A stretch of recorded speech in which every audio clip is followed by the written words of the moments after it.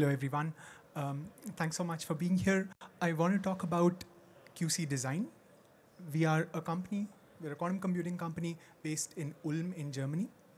What we do is we make design software and architectures for fault-tolerant quantum computing. Why do we do any of this? What does all of that mean? Let's talk about that. Everyone who's gathered here is thinking about the transformative applications of quantum computing.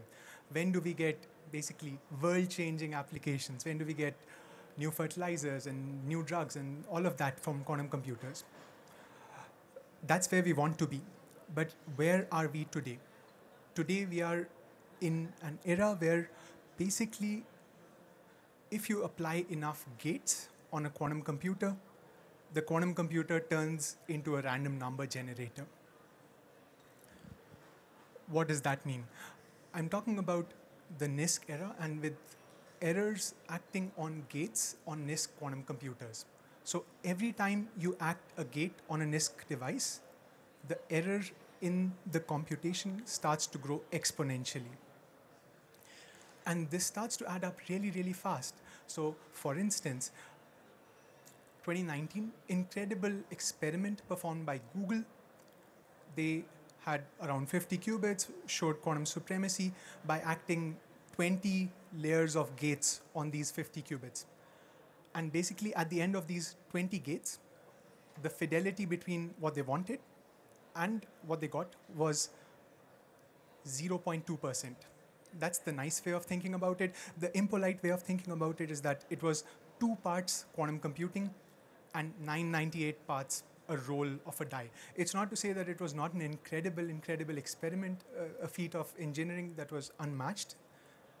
It's just to say that today's quantum computers, as you apply anywhere less than even up to 100 gates, even for the best devices, what you end up with is random outputs.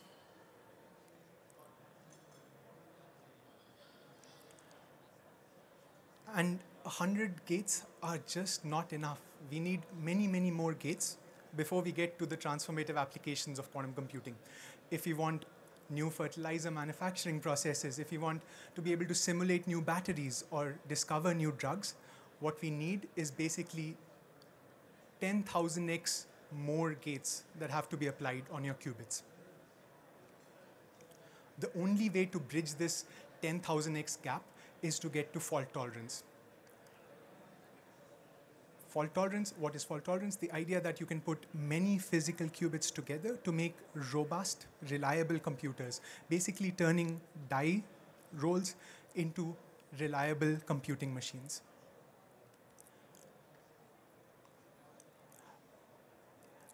But it's really tough to get to fault tolerance. And just to demonstrate that it's tough, on the left or in the center, what you see are basically an exhaustive list of companies that have either published or claimed that they have a clear roadmap to fault tolerance. This is a very small number. There are around 50 to 100 incredible hardware teams that have not yet presented or claimed this. Maybe they have it in the stealth mode.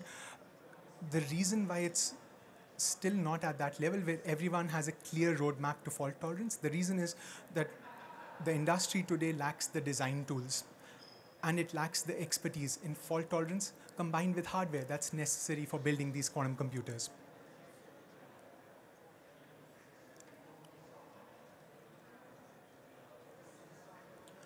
So what's our solution? 2 sides of the solution. One, we make software that helps hardware manufacturers design quantum computers. And we also make architectures that provide hardware manufacturers with the fastest path to fault tolerance. Software and architectures. Let's look at software first.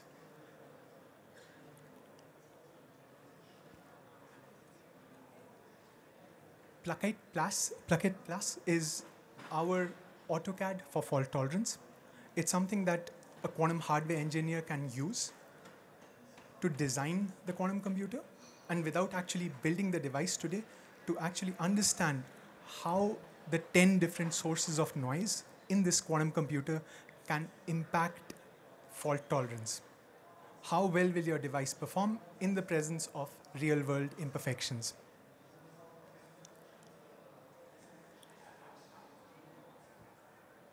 There are many specific features, happy to discuss if you're interested.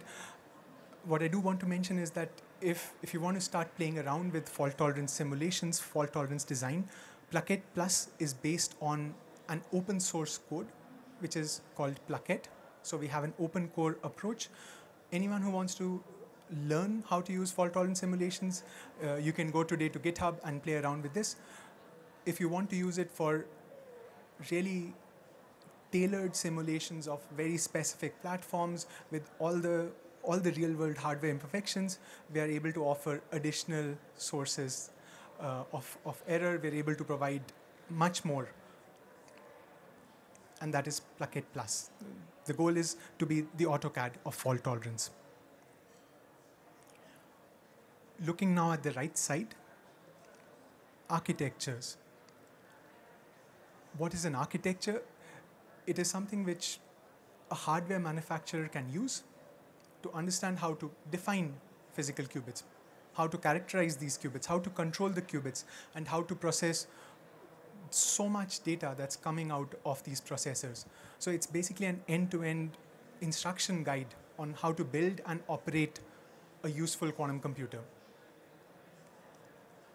There are two kinds of architectures that we're working on.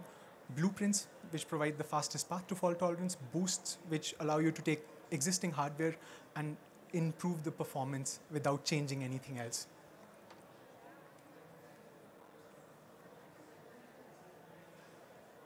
We already have architectures ready to license out in photonics and in spins. And these architectures provide somewhere between 10 and 100x reduction in the cost of building a fault-tolerant quantum computer. And we are rapidly expanding to other platforms. So those are the two products that we're working on, software and architectures. Let's talk a little bit more about how it is all possible. It's only because of the incredible team that we've been able to put together. To make this software, to make these architectures, you need expertise in fault tolerance and you need expertise in hardware. And you need basically people from these two areas of expertise to be able to work very close to each other. And this is the situation that we're in. Very lucky to have built this team so far, and we are hiring. So if you're looking to contribute to designing fault-tolerant quantum computers or looking to help with software for fault-tolerant quantum computers, let's talk right after this, yeah? In the long run, we do want to be the arm of useful quantum computing. Be in a situation where our architectures, our designs are behind the useful, the transformative quantum computers. We have a clear roadmap for that. Throughout this roadmap, the goal is to be able to support hardware manufacturers get to transformative quantum computing. Okay, so that's about it. Two take-home messages from our side. If you're a hardware manufacturer, we'd love to talk about Plaquette Plus and see how it can help you. We have blueprints for many different platforms. Come talk to me after this talk. If you're enthusiastic about fault tolerance and just want to check out Plaquette on GitHub. And of course, we're also hiring, so let me know if you're interested. Thanks so much. Thank you very much, Ish. What are your questions for Ish?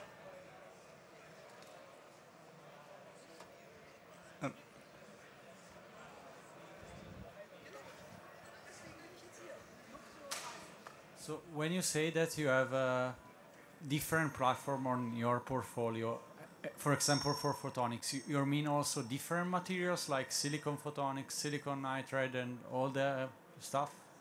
Yeah, absolutely. Okay. In each different hardware platform, whether it's photonics or spins, there are many different ways of doing quantum computing. Within photonics, you can have different sources. You can have quantum dot sources, non-linearities. You can have different interferometers. So yeah, we're building blueprints for each different modality. And the goal is that every modality that is important, that is promising, we would have blueprints for. Thank you. We have maybe time for one more question. Okay.